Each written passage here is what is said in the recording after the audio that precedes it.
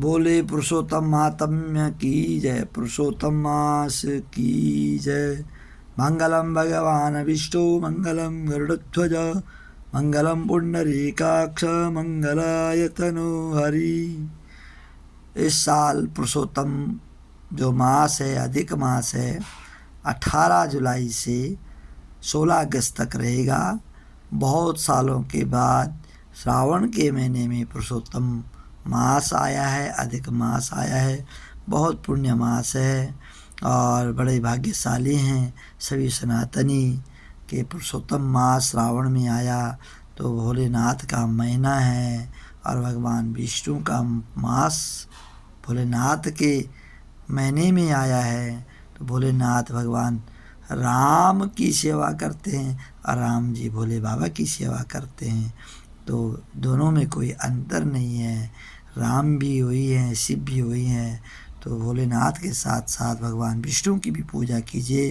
पुरुषोत्तम महीने में भगवान का चिंतन कीजिए, भगवान का नाम का जप कीजिए, दान कीजिए, पुण्य कीजिए और पुरुषोत्तम मास का श्रवण कीर्तन अवश्य करें। आइए तो हम पुरुषोत्तम महात्म्य प्रारंभ करते हैं। पुरुषोत्तम महात्म्य का पहला अध्याय, सुखदेव जी का आगमन। सुखदेव जी पधारे हैं।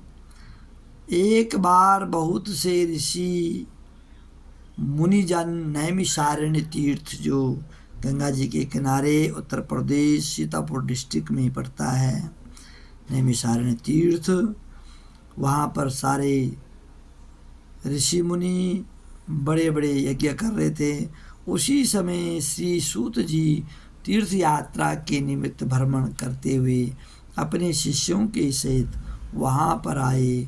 मुनियों को देख करके नमस्कार कर आनंद मग्न हो गए।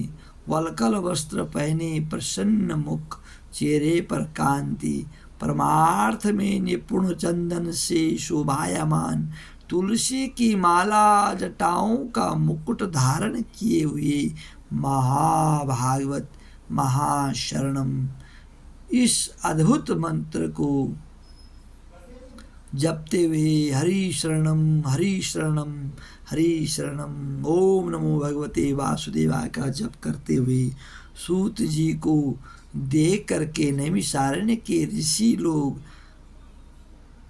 खड़े होकर के और सूत जी महाराज को नमस्कार करने लगे।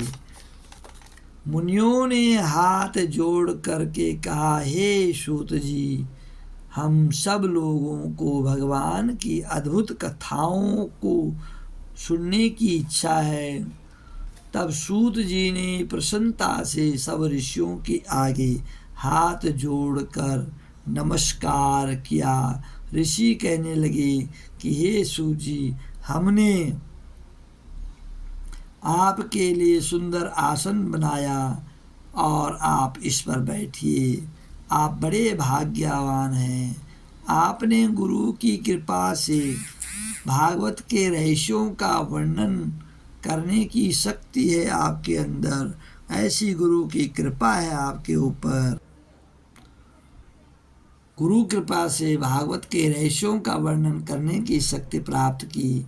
इस संसार सागर में हजारों बातें सुनने योग्य हैं, परंतु उनमें जो भी सार वस्तु हो, संसार सागर डूबते हुए को पार करने के लिए जो शुभ श्रेष्ठ कथा आपके विचार में हो, वही बताइए।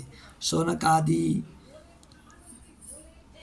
ऋषियों ने पूछे जाने पर सूत जी कहने लगे, हे विप्रों, हे संतों, हे ब्राह्मणों, मेरे वचनों को सुनो। मैं पहले पुष्कर तीर्थ गया, वहाँ से हजारों तीर्थों में भ्रमण करता हुआ हस्तिनापुर गया। वहाँ राजा परीक्षित अपने राज्य को छोड़कर अनेक महापुण्यवान ऋषियों के साथ गंगा किनारे जा रहे थे। उनमें अनेक सिद्ध योगी, महासिद्ध मुनि। मैं वहाँ पर उस समाज को पूछा, उस संत समाज को पूछने ही जा रहा था तो वहाँ श्री कृष्ण भगवान के चरण कमल में मन लगाए हुए महामुनि वेद व्यास जी के पुत्र सुखदेव जी पधार गए। उनकी 16 वर्ष की आयु मानो ऐसी लगती है जैसे 8 वर्ष के हों। शंख के समान कंठ, ऊंचे चिकने केसों से घिरा हुआ मुखमंडल, दृढ़ कंधे, चमकती हुई कांति, वह अद्भुत वेश, ब्रह्म स्वरूप, ऐसे संत, ऐसे सुखदेव जी, ऐसे महामुनि सुखदेव जी को देखकर सब मुनि के हाथ जोड़ करके खड़े हो गए। तब मुनियों के बनाए हुए कमल चक्र जैसे ऊंचे आसन पर सुखदेव जी को बिठाया गया। उस आसन पर बैठे हुए ज्ञान समुद्र के चंद्रमा सुखदेव जी ऋषियों की पूजा को ग्रहण कर ऐसे शोभायमान हुए जैसे तारागण में चंद्रमा शोभायमान होता है। पुरुषोत्तम महात्म्य का प्रथम अध्याय यहीं पर विराम। आइए सभी सनातनी पुरुषोत्तम महात्म्य का श्रवण करें, नित्य श्रवण करें, नित्य प्रातः काल उठ करके भगवान का चिंतन करें, भगवान की सेवा करें, दान पुण्य करें, निरंतर निरंतर अपने आप को, अपने मन को प्रभु के चरणों में लगाएं। पुरुषोत्तम मास बड़े भाग्यशालियों को मिलता है, क्योंकि 3 साल में एक बार आता है और सबसे पुण्य मास है।